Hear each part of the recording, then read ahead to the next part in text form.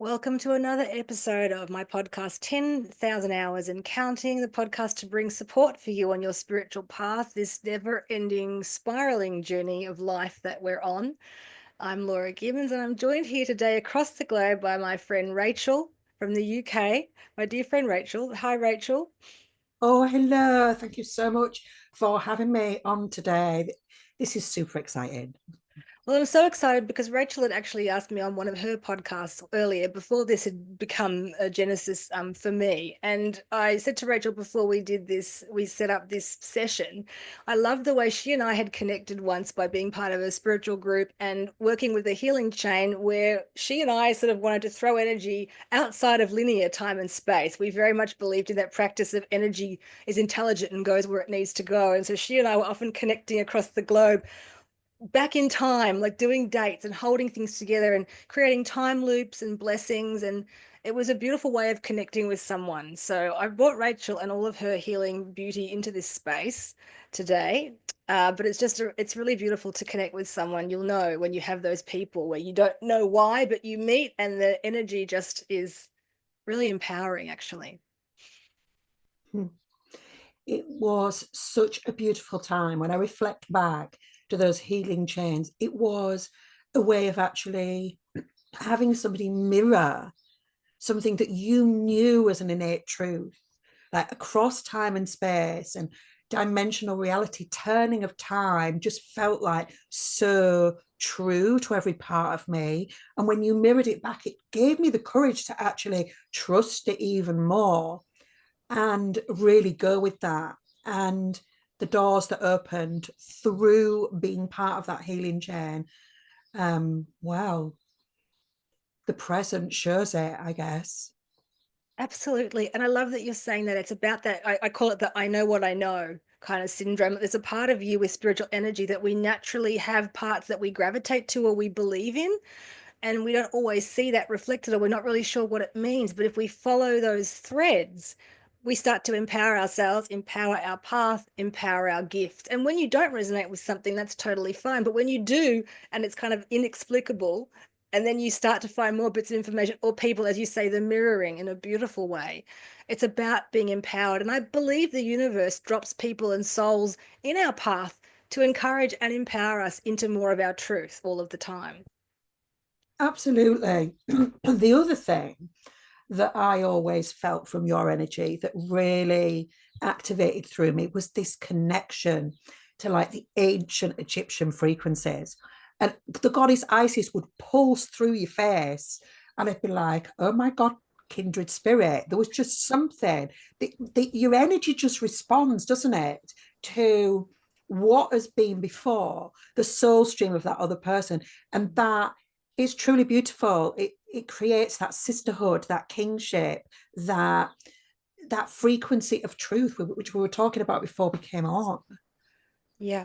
And I love that you say that too, because we know all those past life aspects. It's nice to have the resonance where you feel something positive, like you take the positivity. To me, ancient Egypt does seem to have that beauty and healing and a lot going there. Other people's experience or what they remember now is painful. And so I've moved through soul groups where bringing the Isis energy has made some people go, whoa, that makes them feel whatever was sort of negative stuff. But I don't feel the negativity. I feel like I bring through the positive. And when you feel people who resonate that with you, I believe we bring more of that positive energy from the past ancient wisdom to life now, free of, any of the shackles of other stuff about it. And we start to free it and bring it forward so that it can be ancient wisdom used now. So I love that you say that. And when you meet those people, it sparks something in you. And I think for the benefit of all, if we can, yeah, bring through the beauty of that ancient wisdom. And it sort of it mirrors the higher truths Hmm. of that path of the priestess, Hmm. and truly being able to then understand. And for me, it's what's reflected in the world around me. It is like because that's the projection of my heart, right? Show me who I am in this moment. Show me what my truths are. Show me what to deepen into and trust with every part of me. And when those sort of aspects are then mirrored, it then, for me, allows me then to deepen into that and follow that thread and let that thread expand and grow and become my vibration. And I always feel like that is the essence of the path of a priestess, isn't it? Is Mm-hmm. following those threads of truth and letting them then pulse out into the everyday to be like a lived human experience. Exactly right. And when you keep bringing up truth, I feel that's so important because different times people digest truth in different ways, truth frequency. And so I think it's very much a divine timing too, because when I think about me and my energy and my belief systems, there is a deep baseline that does not change. And yet I've had to move through several different groups and places I have worked in, spiritual places, where that frequency didn't really jibe, but I had to stay true to it because I knew it was me. So I had to have that lonely wandering path at times, the devotion of the priestess, believing in what I served the light for, but not necessarily finding the conclaves or the groups of humans to be with, and having to rely on the divine more for the truth and that sense of rightness and trust until I started to find the people who resonate and support. But there's something about choosing the priestess, choosing that path, that you need to almost make certain sacrifices of trusting truth that you feel a resonance over and above what you might be having reflected back by just the environment around you. And that's quite an interesting journey of being able to be devoted enough to the path to keep going, even when you're not sure. But what do you follow inside? What is it you're following? Yeah. I always feel like those reflections, or the reflections of others, like projecting doubt into your absolute surety, are those tests, aren't they? Are Mhm. those challenges? I feel from the divine. You know, are you really sure of this? Do you trust this? Are you going to divert yourself Mm. to resonating with the core of your truth and not allow, you know, the projections, like you say, the imprints of others, the conditioning of others to change the way that you're going to walk through your life? Mm. And what do you think about this too, where sometimes truth is something that you need to kind of keep to yourself? So you're not necessarily sharing it with others because it's not able to be digested. You're not having to fight your corner, but you're having to just hold it within you until the time I feel like it starts to naturally blossom, that there's a time where you're kind of holding it like you're keeping a little flame, from the winds of the ocean or something. You're holding it within until it naturally and organically will start to come from without, that you don't have to be in a place fighting and using words, but you have to hold it alive until it's time to come through you. Yeah, I guess it is. It's that phrase of holding the light, of being Mm. that the lighthouse in the darkness so that Mhm. you and others can find the way. Mm.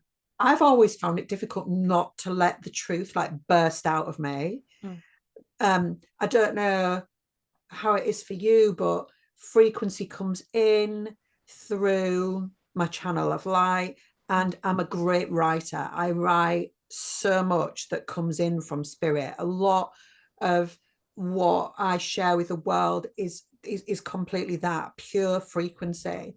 And I think what I'm learning to do is take the time to interpret that pure frequency so others actually can understand it and it doesn't trigger doubt. Mm. um, which sometimes though, I mean, I think that is a good thing for doubt to be triggered in others because that makes them look at their own story, their own truth, their own journey. So there's benefits to that. Mm. Um, but I think, like you said before, there's also benefits with sitting and holding it in your heart and waiting for it to bloom. But I think my nature finds it quite difficult to be patient and wait. As it does for all of us humans, right? Patience. Oh, it's so interesting. I'm glad that you brought that up too, because sometimes that idea of being the like the fire starter, not in an aggressive way, but the truth frequency of just you by you being you and staying true to who you are can be a way for someone else to experience a lesson. So it's not about you being any different, but and if they feel challenged by you, I think I've spoken about this before, you don't need to change you, but just be aware if someone reacts. It's actually a gift that their soul can choose to take or not, and it doesn't have to reflect on you. But sometimes being the person who lights those little fires, with just your energy, can feel a bit strange. But then you start to accept that's part of who you are. Again, not with aggression, just through Mm. presence. but it is part of the path of changing, alchemizing energy, I suppose. Yeah, definitely. It's so much to feel. It's such a sensory experience as we're speaking of it. It's for me, it's felt through my body, and I Yeah. can see where it gets stuck. Because I Okay. feel it comes through my body, it's expansive through the heart, and then it gets stuck in the solar plexus. That beautiful divine channel that needs so much work. Solar plexus, those power shocks I would get in other years gone past, where there would be someone that I felt like it would be like an Atlantean power struggle, like if there'd been lightning bolts, shooting out of people's hands. The solar plexus, it's such an incredible chakra. And to me, that's also got that divine masculine energy in the rightest way, like the most beautiful, peaceful power can emanate from that place. And I think so many more of us now are feeling into sort of the truth and the steadiness of the solar plexus. There's a more grounded energy. And I think, is that because power, the idea of power is shifting in the way we perceive and express it too, perhaps? Oh, I feel that. It's interesting that you're wearing orange. That was last minute too, let me just say. Oh. I mean, I know that's not very much sacral, but I always feel like the sacral energy rises up and sort of infuses the solar plexus. And you've almost got this like golden, orange, white, glittering sun that beams from you when you're in alignment. And I think Mm. it feels like a collective shift Mhm. into really owning our personal power. And I think it's obviously a journey like anything. And I suppose for those of us who walk the spiritual path, it's a lesson in keeping your energy systems clear, Mm. unwinding those cords of attachment which we make, subliminally when we're just going about our everyday, that seem to get stuck in that chakra. Mm. There's so much work physically that's needed to like allow that to move through you, Mm. and to let go of energies that aren't yours to carry, so you can then continue holding the light and being the truest version of yourself. I think the solar plexus is fascinating and always a chakra that I need to think about in my yoga practice, in my physical movement practice, to like keep things moving through me so I don't get caught up in the stories and the narratives of the world, really, and Mm. those around me. And I have a funny sort of sense of the solar plexus that I almost feel that divine feminine, divine masculines could sort of naturally merge the energies we all have within as humans, regardless of the sex we identify with. I almost feel like a balanced solar plexus would have both the receptive and the holding, like a dance between those two energies, like a dance between heaven and earth, where it, as you say, it filters experiences, but it doesn't have to get bogged down by them. It's like some kind of tool, I think, for digesting spirituality into the human experience, because we can't be here as souls without our body. And I wonder how that chakra will start to come online as we move more into the ascension energy and we're moving more into golden age. What will happen to that chakra for us all? So it's just something to be aware of, as Rachel's saying. How do you connect to your solar plexus? It's very powerful. And I would say there's a softening. I feel more empowered by mine, whereas I used to feel, oh, it was more of a shield years ago. And I think I feel more now it's like it's a filter that can bring in, process, send out. Yeah, yeah. Mm. I'm with you on that one. Sorry, I'm going to have to cough. It's okay. So I Apologies. wanted to ask you, Rachel, devotion on the path, on the spiritual path, what does this mean to you? Or is there anything you want to riff about of how that works for you in your life? Because you have been aware since dot, we've talked about this, you being a little girl and connecting with the nature spirits. Like me, you've been switched on for a very long time. So what does it mean to you to apply the devotion of the spiritual path into your human life? Gosh, it's so personal, isn't it? Yeah. It's so personal, and there's no prescription. There's no right or wrong. It's what feels right for you, and mine has changed so much over time. But currently, it is like I wake up in the morning, and as I'm going about the everyday, the front door always gets open because the dog needs to go out. And so I'm breathing in the earth.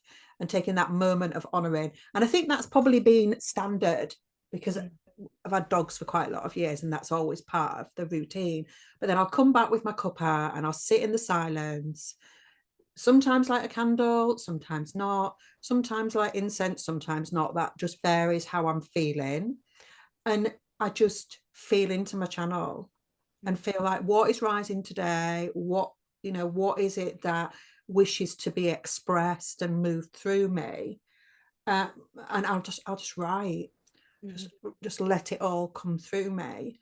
And just breathe into that. Sometimes I attune to certain frequencies, so I might do some sort of activation or attunement, something quite short, whatever's presenting, really, just to sort of keep on top of the energetic hygiene, be really, really aware of, what I'm holding. And, if anything's come up through the dream state, which it can often do, just like shifting and clearing that out. I use the violet flame an awful lot in its different forms. As do I. Yeah. So it's that's something that will flow through more like the month, because I don't feel like I need it all the time. Although I used to. It just varies. It varies where you're at and what you're working through, whether you're in a light or shadow phase, depending on what is going on in your soul work. And then I'll move into the day, depending on whether I'm in my everyday work cycle, which is like primary school teacher and obviously priestess, like the week is sort of shared out between that. Then it may be a short movement practice, it may not. That may happen later in the day. But I do feel like moving the body and letting the energy move through you is part of the devotion to the self and the sort of honouring of anchoring the light that comes through you into the lived experience. So I do find movements really, really important to me. If I'm not in that work cycle and I've got space, I'm so slow about it. I'll spend hours on writing, and then I'll get up and I'll do like a more sort of physical practice, which is it's only really woven in lately because I'm in menopause years. I know you can't believe it. I know I look so youthful, but I'm If in you the read the years. yeah. I'm edging to 52, and it's like full on. You need some sort of like routine to help that. So I'm doing strength training, which is like completely opposite to what I would normally do. Normally I would be yoga, meditation, everything that's like soft, but this is really lovely to move everything through and energize and discharge that hormonal tension, I'll call it, that often rises through your body, because your body's changing, it's reversing. Prior to the menopause, and I'm going into the menopause, your energy flows down the body. When you start the menopause, the energy then starts to flow up, and it flows up into the heart. And that creates the hot mess, the deluge of feeling all the possible kaleidoscope of feelings that you can possibly feel. And once you sort of balance that through the movement, your heart completely transforms, and the way that you accept who you are completely transforms. It's quite an incredible time, but to begin with, it's quite a challenge, and you have to find your way through that. It's different for everybody, but for me, movement is definitely part of my devotion now. I feel like I've gone off on a tangent, but no. that's what my practice looks like currently. And then I'll move through my day. I always have to go out in nature at some point with the dog, wandering the fields, listening to the clouds and the wind and the trees. I love all that. That just lets me ground the frequency in. Yes. I just feel like that. And even if I don't understand the frequency, I just feel every footstep just like transmits it into the earth, and it's stored there for whoever needs it. Yes. Which is beautiful, isn't it? It's beautiful. It might, because sometimes it's not necessarily for you. It's for a wider audience. It's for the greater good of all beings. And it's for the greater good of our beautiful planet. So that is also part of the devotion. And when I come to the evening, I mostly light candles, and I just breathe in and try to just feel myself and feel whether I need another energetic hygiene practice or anything like that. And then I just drift off into sleep, Yeah. which And which touch wood is quite good. Quite good at that. unless you're processing ascension energies, and then maybe you're doing work into planetary work, and who knows where we go in the evening. Uh, But I like what you're talking about, because what I'm hearing is for you, it's got to be an intuitive practice. So we're talking about devotion. It's not just static. It's not the one thing. The static part of the presence of devotion is the showing up, making space for it. But it's different depending on how much time you have, or what you're feeling, or what is coming through. And I just want to encourage people to personalize their own spiritual experience at all times, and also not have too much rigidity, because you've said you've got to go with the flow of how much time or not. So it doesn't matter how much time you have, it's that quality of what you're doing, of how you're connecting. You know, you're connecting to a higher power, if you want to call it that, something outside of just the regular world, but you're willing to experiment and follow the flow with what you need in any given moment. Because there can be a school of thought that sort of says we must always tick all of these boxes in order to be devotional or call in the support. And it's just not always appropriate. But so you don't want to feel, if it's not the right time to do all the long hours, that somehow you've missed out or your day is not right. Because I wanted to say to you, during your day, when you're, especially with the kids, I love this, the devotion of being, you've done your own practice, but you're out in the world expressing your devotion without words. It's a frequency. I think we need to be aware of the frequency that we emit for other people, because we do our inner work, if that makes sense. mm. What would you say about that? Is I mean, it is beautiful, and it is an honor to teach young children, and they respond to it. You Mm. know, I consciously hold the light for them. I consciously hold the highest truths for them, through the law of grace. You know, because Mm. this is not about, you know, changing the energies of anybody in the space that I teach. This is just about holding my frequency so that that's mirrored out. And if they want to respond to that, their higher self will decide that. But I always feel like my classroom is very happy, very calm, very responsive to the different personalities.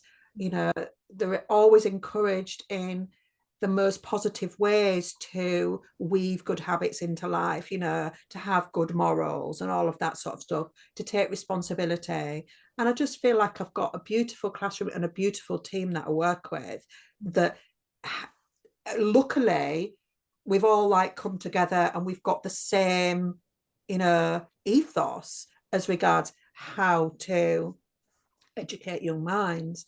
And it's really about them being comfy and happy and engaged and excited and interested and valued.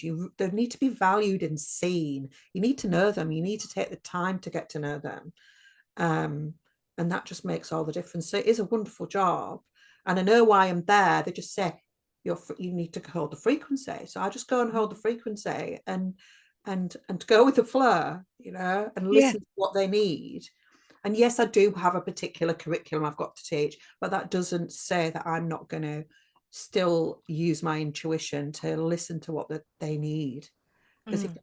if they're not in the right headspace for whatever it is at that point, oh, should we just change it about? Should we do this instead? And we'll come back to that when we're feeling more into it. I will do that. Mm. And I feel like that's important. But if you teach a class most of the time, you can do that. You've got that flexibility as long as you Yeah. cover everything eventually. But this is what I love to talk to with people.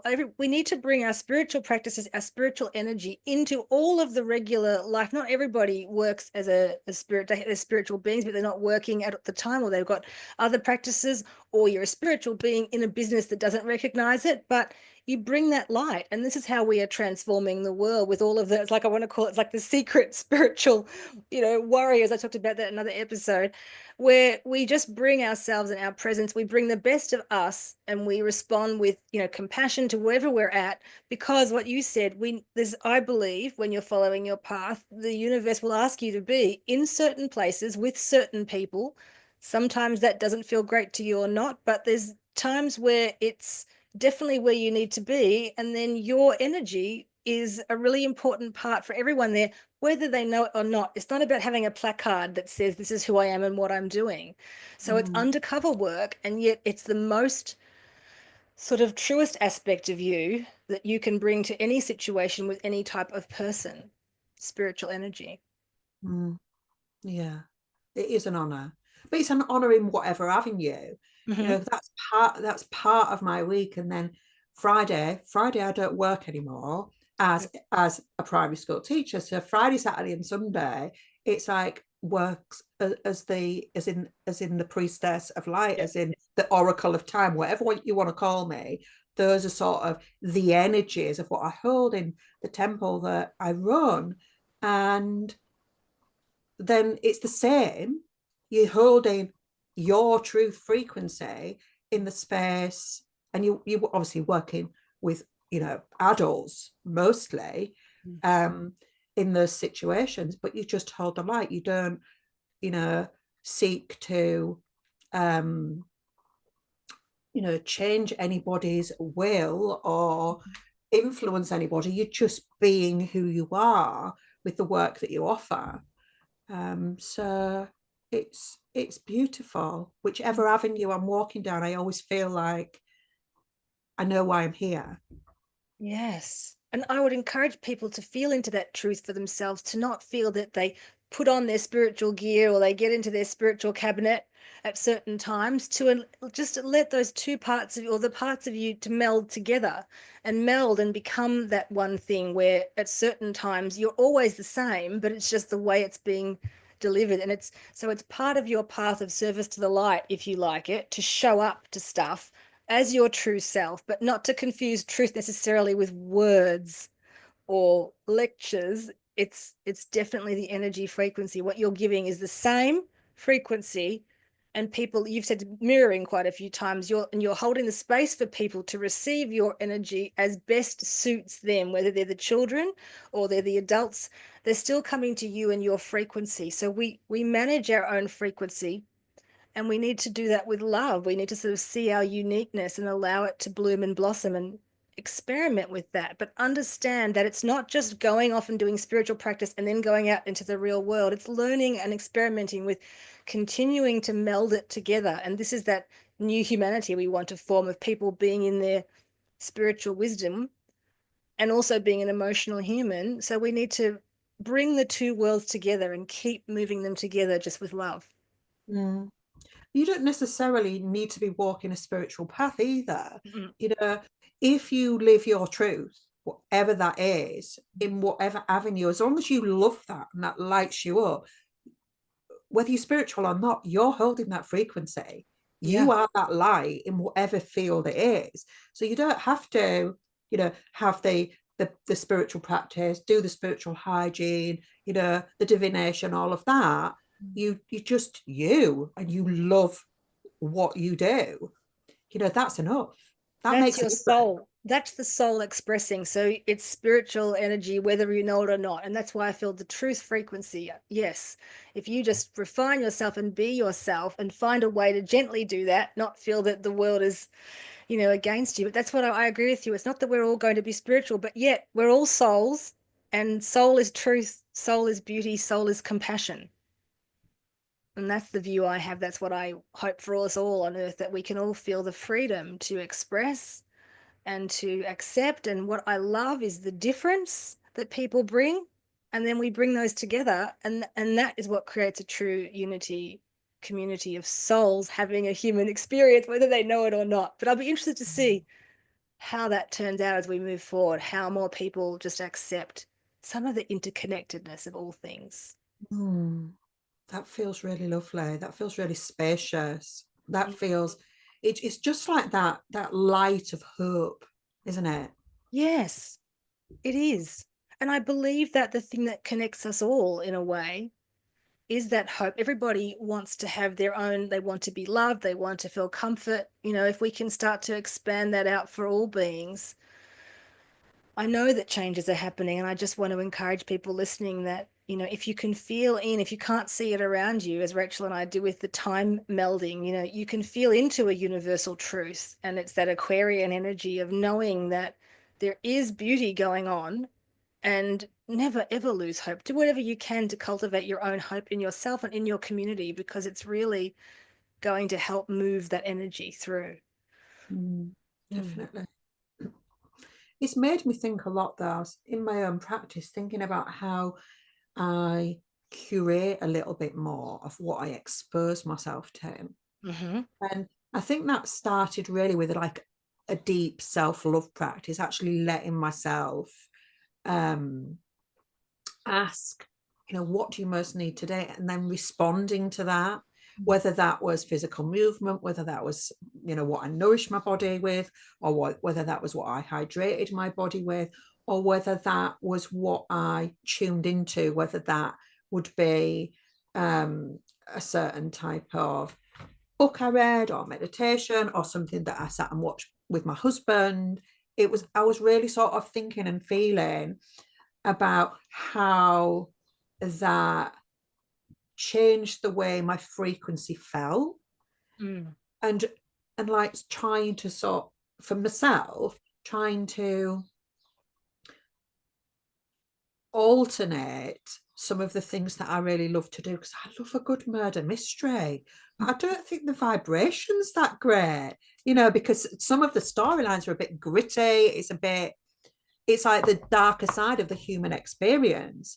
And Mm. so I felt like curating the content would be, rather than watching something a little bit darker, was like watching something a little bit more light-hearted, like Agatha Christie, where you don't get all the Mm-hmm. graphic content. And that felt better for my energy body, that content was less jarring to the senses. Mm. um I don't know where I'm going with this, but I do feel like it's such a personal experience what you expose yourself to, Yeah. and how that affects how you think, how you feel, how you react out in the world. It has a massive influence, and it's so important to consider it and adjust it to make yourself feel in the most alignment and the most comfortable with what you're emanating, so to speak. I don't know Yeah. what you think about that.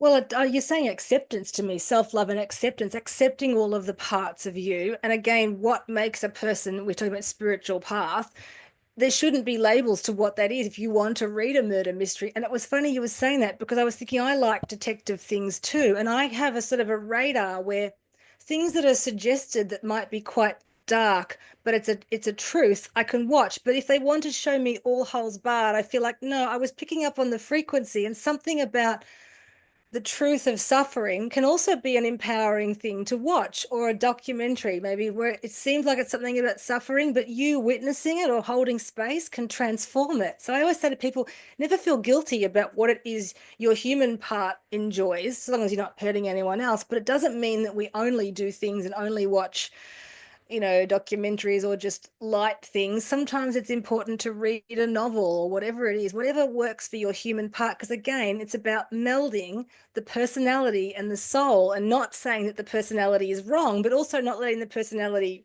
run the show. So I'm big on the acceptance, accepting where I am, what's happening at this moment, accepting all the parts of me.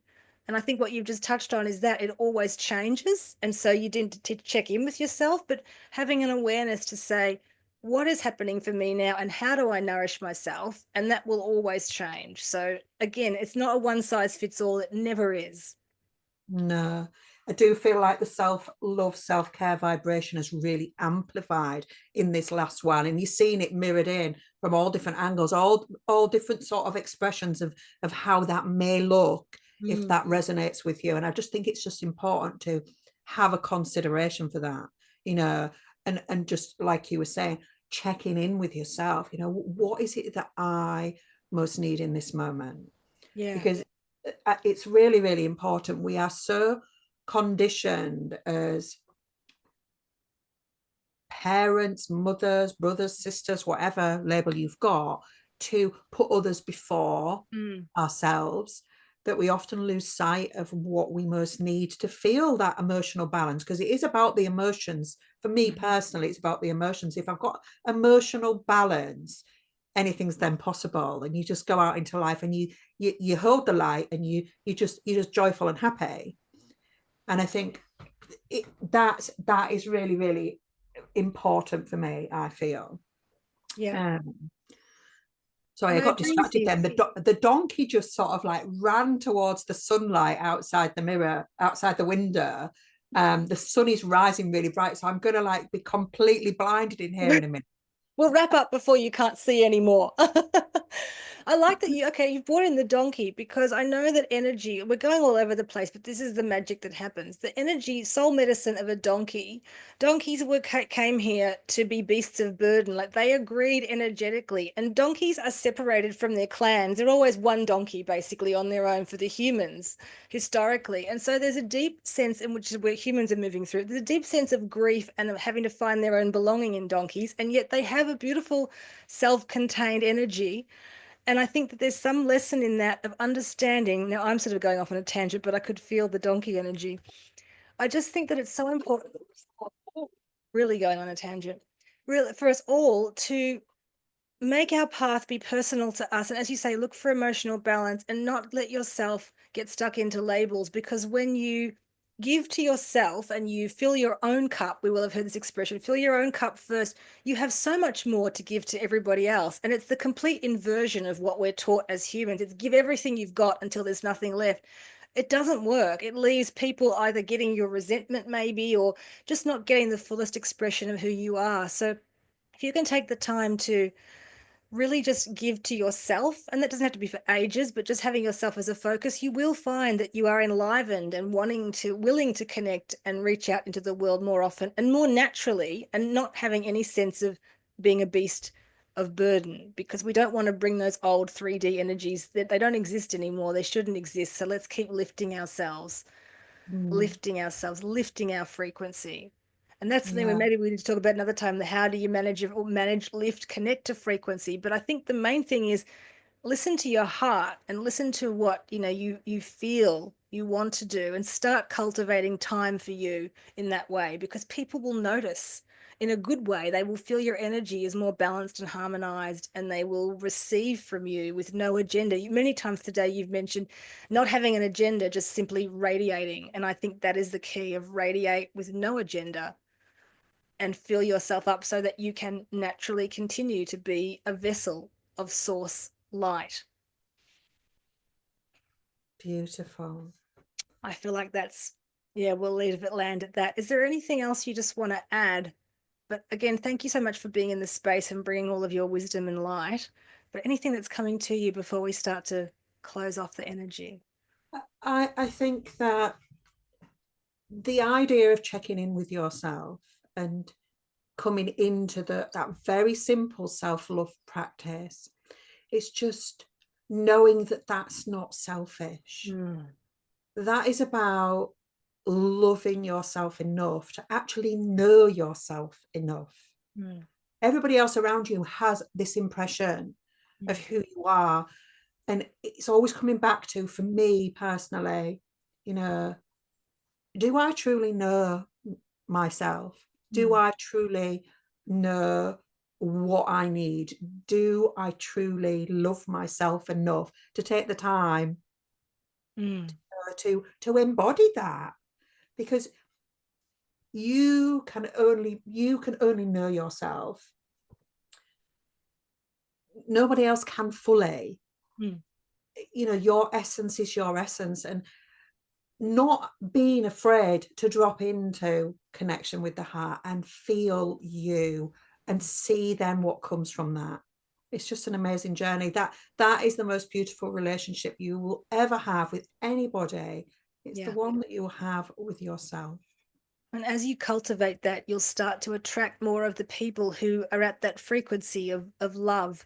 So it is the most important thing to give to yourself, no matter whether you're a parent or a carer. You give to you, you fill your own cup. And as I said before, once you fill that cup, it will just overflow and spirit joins in, so that you are almost giving. It's almost an effortless level of giving, but when you start with you. So if that's an encouragement, just start with you. You're with yourself really 24/7, and gosh knows, as I say, in the dream state where else you are, but your self-talk, your thoughts, your processing, everything, it's you all of the time. So you do want to get to know you, and don't be frightened of it. Be curious, be open, and be excited. So that would be my advice from that, what Rachel said. Connect to the heart. Just start with the heart. It all starts there. Soul connects to heart, earth connects to heart, cosmic heart. So just intend, pretend, breathe into your heart, and give yourself that gift of time out, space for you. We're all spiritual beings having a human experience. So experiment with it. Yeah, no rules. No rules, but yeah, definitely don't have rigidity. Just be with it. And yeah, especially this year, everything is new and open. So, be where you are for the time you need to be there, but just keep an openness, because we are moving and we are shifting, and spirit and your soul want to create through you in this world. So listen, take the time to listen, basically. So thank you, Rachel, from across the globe, for joining me for this episode. And it's been a joy to have you here. And I just wish everybody all the best. So keep listening, and keep listening to your heart, and opening your heart to those around you. And may we continue our journey of the 10,000 hours and counting of the soul human experience. Bye for now. Bye, Rachel. Thank you.